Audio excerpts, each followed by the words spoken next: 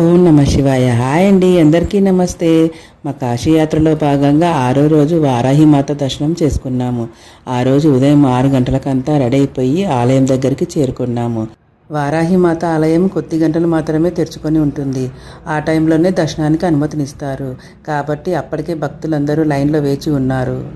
కాలభైరవ స్వామి కాశీనగరాన్ని పగటిపూట కాపాడుతూ ఉంటే, వారాహిమాత అమ్మవారు రాత్రిపూట కాశీనగరాన్ని రక్షిస్తుందని, అందుకే ఈ 2 ఆలయాలను క్షేత్రపాలికలుగా పూజిస్తారు. ఈ ఆలయం ఉదయం 7 గంటల నుంచి 9 గంటల వరకు మాత్రమే తెరుచుకొని ఉంటుంది.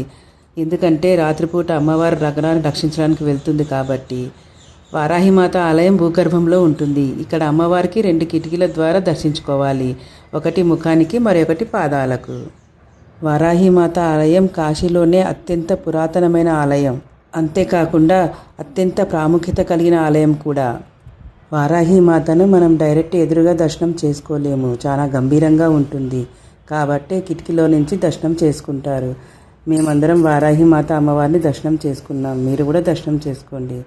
ఆ తర్వాత కాశీ విశ్వనాథ స్వామిని దర్శనం చేసుకున్నాము. ఇదండి మా డే 7. డే 8 నెక్స్ట్ వీడియోలో.